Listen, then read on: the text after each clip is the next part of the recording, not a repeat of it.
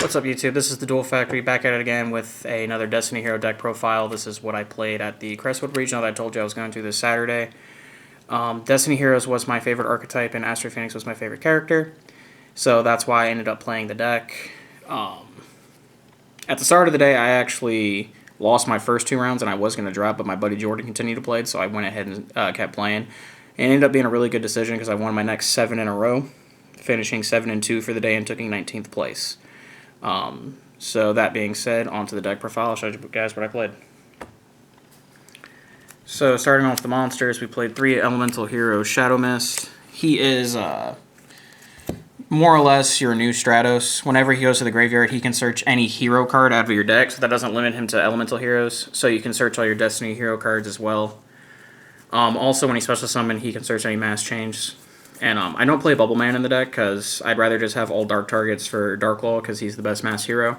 So that's why I went. Also, another reason why I went with the Destiny Hero build because everything in the deck's a target for Darklaw. For the Destiny Heroes, I played 3 Destiny Hero Malicious. He's a very old card. What for people who don't know what he does, when he's in the graveyard, you can banish him to summon another copy of himself, and he's level 6, so you can play him with Plague Spider Zombie, and it allows you to make level 8 synchros. So he allows you to combo off with and make really big boards, and that's why I like playing him. The only other Destiny Hero we played was one Destiny Hero Diamond Dude. He's also an old card. What he does is you can reveal the top card of your deck, and if it's a normal spell, it goes to the graveyard, and you can activate its effect the following turn. And that's important to remember because then you don't pay cost for any of the cards that you activate, like Destiny Draw, which allows you to draw 2 cards without discarding the Destiny Hero. You can play a Hero Lives with monsters on the field and not pay half your life points. You can activate instant fusions for free. So he's really good. Also, he's a searchable level 4 body off of Shadow Mist. So that's another reason to play him. And that's it for the heroes. On to the support cards. We play 2 Dark Grepher. This is hands down the best card in the deck. What he does is you discard a Dark from your hands and then send any Dark from your deck to the graveyard. So he can take, if you open Malicious and him, you can discard the Malicious, book Plague Spreader. If you open Plague Spreader, you can do the same thing, vice versa. So he empties all the dead cards out of your hand and lets you wombo combo, which is really good. And then you also play 1 Armageddon Knight. He's not as good as Dark Grepher, but there will be times that you have an opening hand and you don't have a Dark in hand to discard with Grepher, so he lets you put a Dark in the graveyard for free when he's summoned rather than having to discard as a cost. So that's why we play the 1 of him. And he's also searchable with every card in this deck other than Summoner Monk and Plague Spreader searchable by Rhoda, so that makes him really good too. And then we also play 2 Summoner Monk.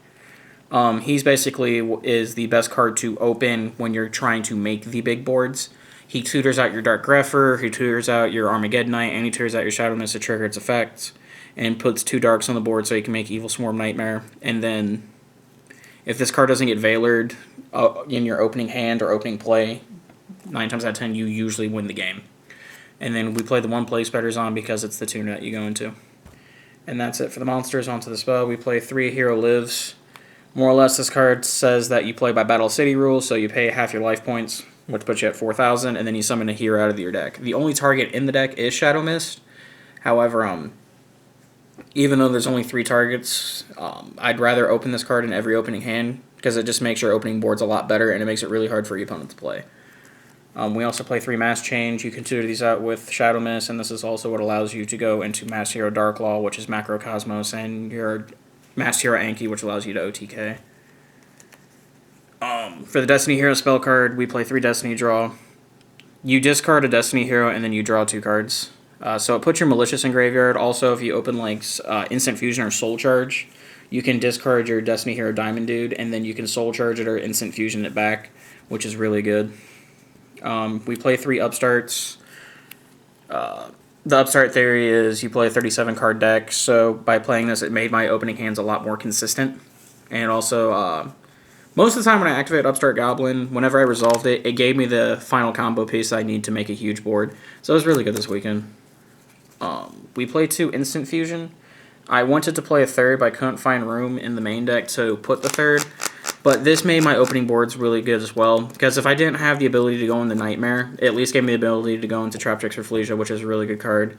It also brought back like Plague Spider Zombie, so you can put 2 level 8 synchros up on the board instead of 1 to go in tandem with your Darklaw. So it was really good. I played 2 Twin Twisters in the main. I didn't want to play it at first, but I didn't want to lose the stupid cards like Domain. and anti-spell fragrance in the main and stuff like that, which prevented me from going off. I didn't run into I didn't play single Monarch player, so I didn't have to worry about the field spell, and then no one I played was playing Mandecked anti-spell fragrances. So in hindsight, maybe I'd probably take him out, but I don't know. I go back and forth on it. And then for the 1-0s, I play 1 Rhoda, everything in your deck's warrior, and searchable through this card except Malicious Monk and Plague Spreader. 1 Soul Charge. Anytime I open this, a Dark Greffer and a Dark Monster, I didn't lose the game. And then 1 Foolish Burial, because most of the cards in your deck you want in the grave to bring them back. And that's it for the spells. Onto the traps. I played 3 Solemn Strike and 1 Solemn Warning. A lot of the games, I opened a huge board and then backed by one of these cards. If they Twin Twisted it, that was okay, because they still had to deal with all the monsters that had better effects than the trap cards, personally. I played 2 Oasis of Dragon Souls. This card was okay. I don't know if I would want to play more. I just played it because with heroes, a popular strategy is to, when your Shadow Mist goes to the graveyard, you can bring it back on your opponent's end phase to search a Mass Change card.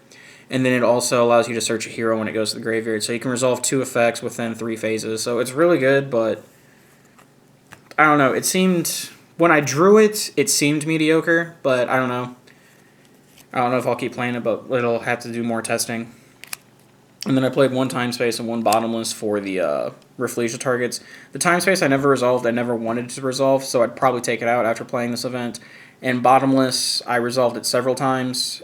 It wasn't fantastic, but it put me in a winning position, so I would continue to play it.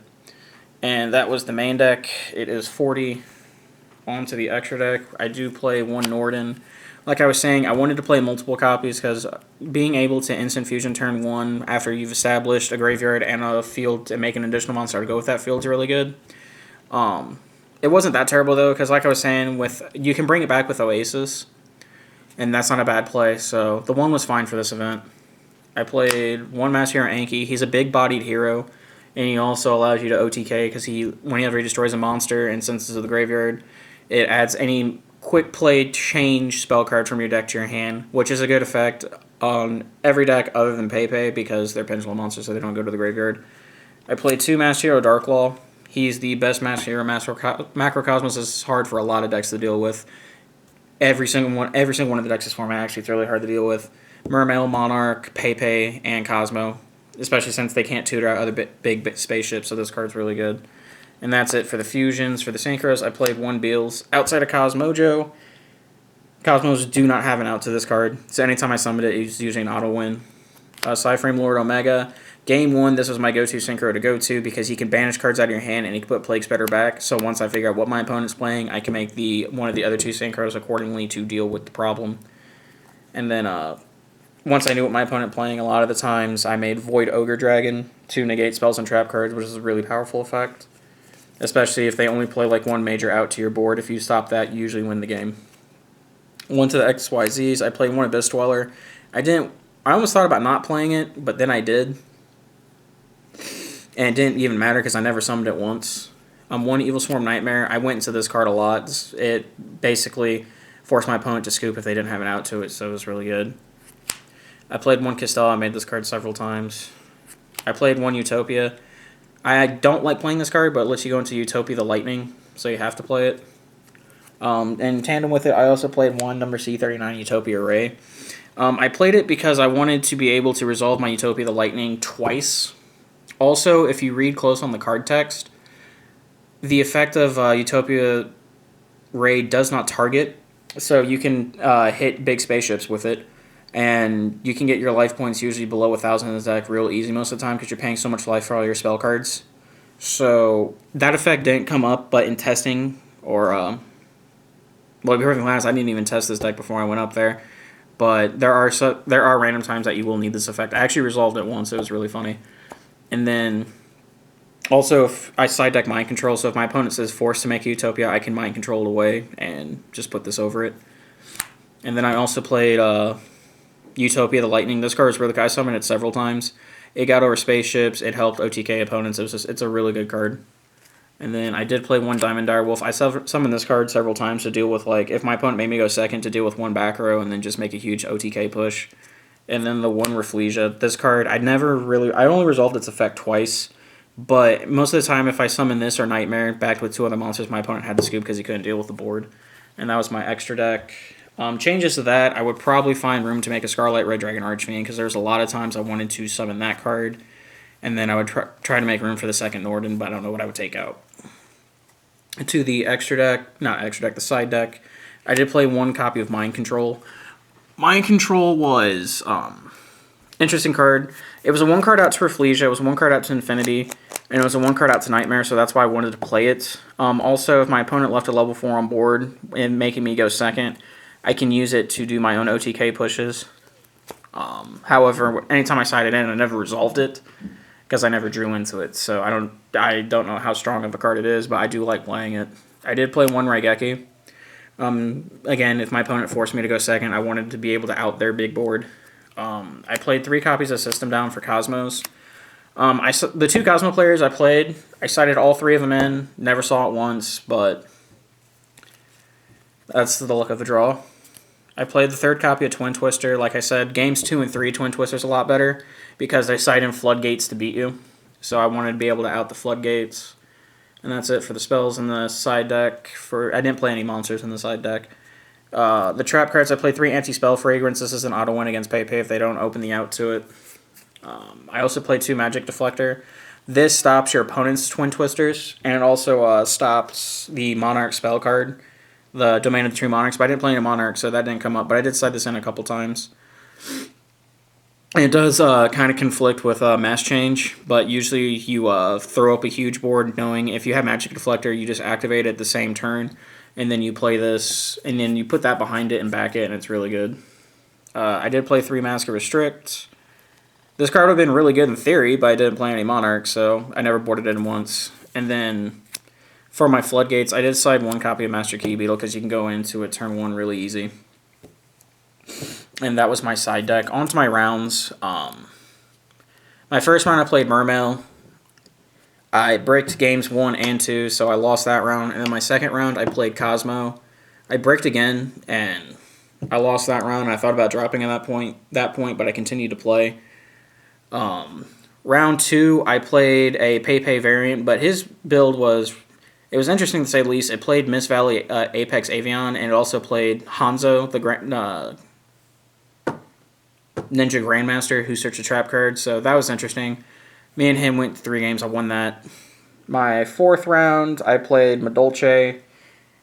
He was playing the Brilliant Fusion variant, and then he resolved a Brilliant Fusion. I thought he was going to win the game, but then he told me he didn't have Magdalene in hand, and I don't know why he activated Brilliant Fusion if he didn't have Magdalene in hand, but I 2-0'd him.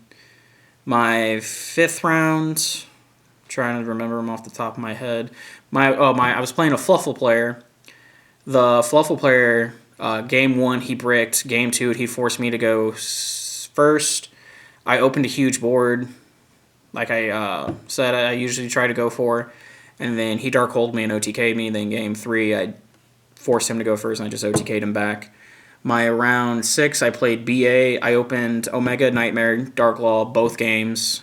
Game 1 he looked at my board for 3 minutes and he scooped. Game 2 I did the same thing, and he had a tour guide, but I had Solemn Strike set, so that was the end of that game. Round 7, I played Pepe. He was a really cool player. He was playing a build with Singing Lanius and Force Tricks. I beat him in 2. We should have drew, but I top decked a Raigeki at the last minute and pushed for game there. Round 8, I played a DDD player, believe it or not. He was really good. We went to 3 games. And I pulled that one out. And then my final round was Cosmo, and both games I went Utopia the Lightning, Beals, and Darklaw, and OTK'd him from there, and he just couldn't do anything. So that was my regional experience. Like I said, I took 19th place with this deck and won 7 games in a row to get to there. Always remember to like, comment, subscribe. If you have any questions, feel free to leave comments in the comment section below, and I will try to answer them. Thank you, guys.